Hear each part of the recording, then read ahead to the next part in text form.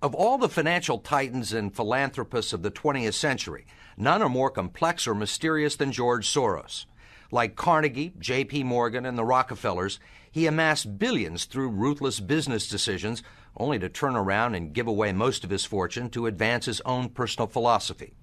He can move world financial markets simply by voicing an opinion, or destabilize a government by buying and selling its currency. He also pledged more aid last year to help people in Russia than the U.S. government did. But now George Soros is worried.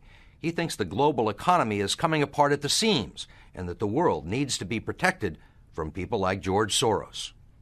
We may now think that everything is fine, but the fact is that the system is broke and it needs fixing. What you're doing is asking some form of regulation to protect the world against you.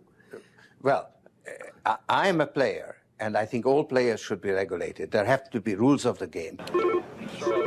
Take 81,000 to buy. Buy 48,000. Buy him 69,000 YUM. Right now, his Quantum Group hedge fund moves $14 billion of rich investors' money around the world every day, looking for profits and answering to no one. Soros makes huge bets on whole countries and economies. Last year, when he saw cracks in the Asia boom, he began selling the currency in Thailand. Traders in Hong Kong followed suit, triggering a financial crisis that plunged much of Asia into a depression. In the last 2 years, you've been blamed for financial collapse of Thailand, Malaysia, Indonesia, Japan, and Russia. All of the above. All of the above. Yeah. Are you that powerful? No, I think there's a great misunderstanding. The Prime Minister of Malaysia said that the region spent 40 years trying to build up its economy, and along comes a moron like Soros with a lot of money, and it's all over. He called you a criminal. It's easier for him to blame an outside force than to admit that they were mismanaging their economy and their currency. The French finance minister talked about hanging speculators from lampposts. Soros says the Asian currencies would have collapsed even if he hadn't been in the market. They were overvalued. He says people tend to follow his lead because he's been so successful.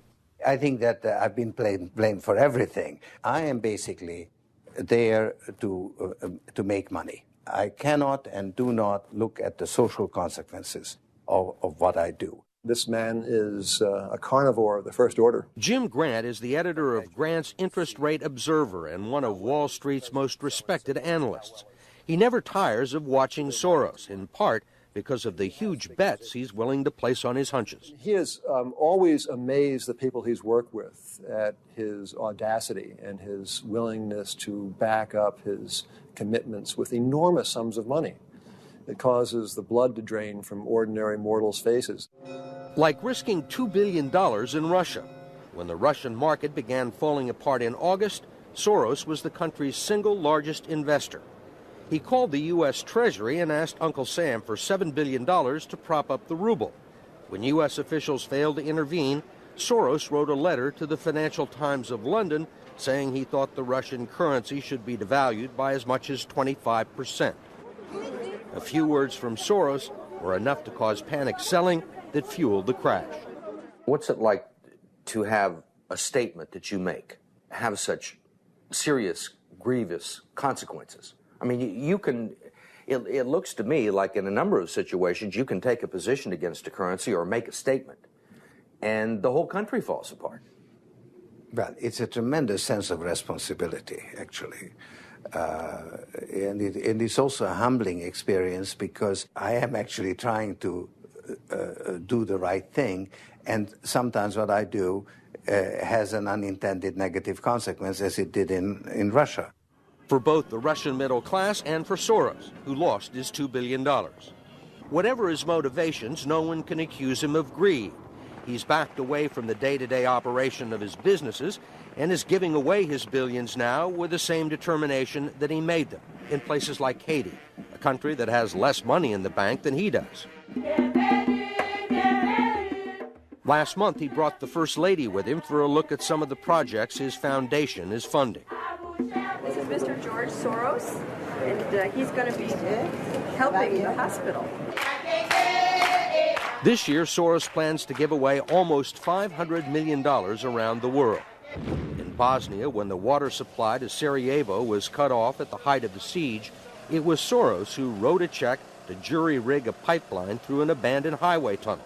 $5 million up front can be more valuable than $50 million a year or two later. Ambassador Richard Holbrooke brokered the peace in Bosnia. At one point, after the Dayton peace agreements in Bosnia in 1995, for a considerable period of time, George had given more money to implement the peace agreements than the U.S. government had. He just could move that fast.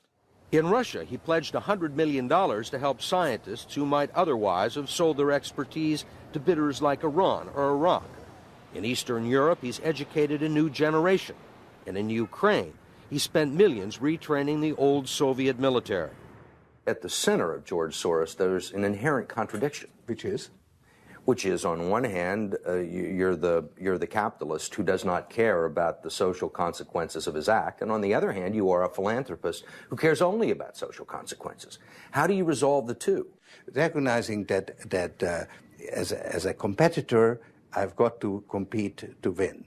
As a human being, I am concerned about the society in which I live. Which George Soros am I talking to now? The amoral George Soros or the moral George Soros? It's one person. It's one person who at one time engages in amoral activities and at the rest of the time tries to be moral.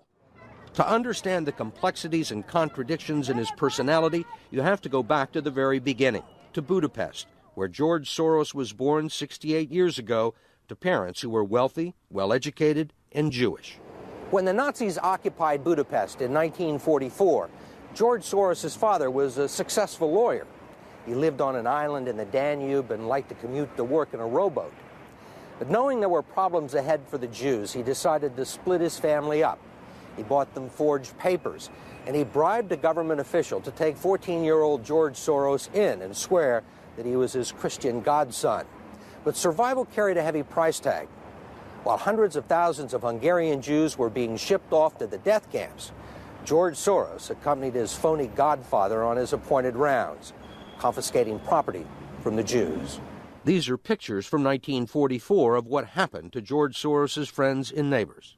You're a Hungarian Jew who escaped the Holocaust by posing as a Christian. Right.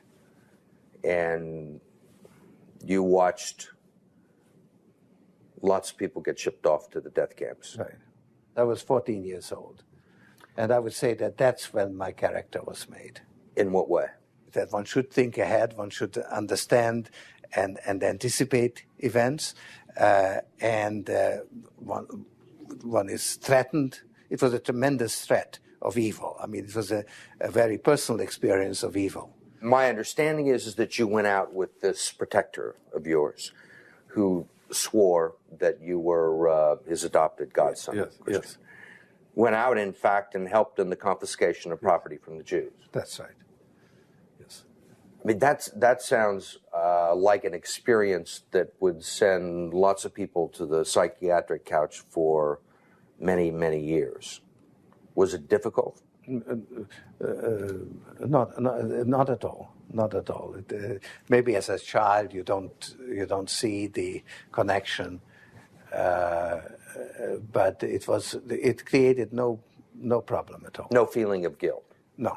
For example, that I'm Jewish, and here I am watching these people go. I could just as easily be there. I should be there. None of that. Well, of course, I could be on the other side, or I could be the one from whom the thing is being taken away. But there was no sense that I shouldn't be there, because that was, well, actually, funny way, it's just like in markets, that if I weren't there, of course I wasn't doing it, but somebody else would be taking it away anyhow. In other words, whether I was there or not, I was only a spectator, the property was being taken away. So I had no role in taking away that property. So I had no sense of guilt. Are you religious? No. Do you believe in God? No. Soros told us he believes God was created by man, not the other way around, which may be why he thinks he can smooth out the world's imperfections. When we went with him to Ukraine, he was treated like a visiting head of state and was received by the president. Then he was received by the prime minister and finally the central bank. 20% in cash. They even allowed him to look at the books and asked him for advice. Lots of people want George Soros' advice. Most recently, South African President Nelson Mandela. Actually, President Mandela asked me, how could South Africa protect itself against speculators like you? And I told him, I wrote him a memo, trying to give him the best advice I could, how to reduce the exposure of South Africa to speculative attack. That's the old stop me before I kill again approach, right? Well, you're telling this is what you can do to stop me. Whether I or somebody else does whatever is happening in the markets, it really doesn't make any difference to the outcome. I don't feel guilty because I'm engaged in an amoral activity which is not meant to have anything to do with guilt. Part of the reason he is so rich is that the Soros hedge funds operate offshore in the Netherlands Antilles to avoid scrutiny by the Securities and Exchange Commission. So even while Soros tells Congress and the Treasury that hedge funds must be regulated to stop the global crisis, he's avoiding the rules. Why is it that Americans can't invest in the quantum fund? It's an offshore fund. Why is that? Because the fund is not registered with the Securities and Exchange Commission.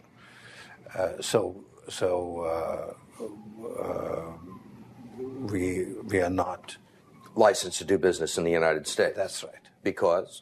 Because we are not registered with the Securities and Exchange Commission. Because we find it more convenient to operate without it. So in some ways it's to escape regulation. Yeah, that's right. But you've been sitting here talking about the need for regulation. Yes, and whatever regulations are imposed, we will obey. We already conform to everything. If the beneficiaries of Soros's billions do not understand the intricacies of SEC rules and offshore hedge funds, they do understand what he's done for them. The president of Haiti is reading his new book, The Crisis of Global Capitalism, and so is President Clinton. Will all the attention spoil George Soros? George Soros, in a way, is Donald Trump without the humility. One of your money manager told us that George really does think he's a god. I mean, if you think that you're God and you go into financial markets, you're bound to come out broke. So the fact that I'm not broke shows that I don't believe that I'm God.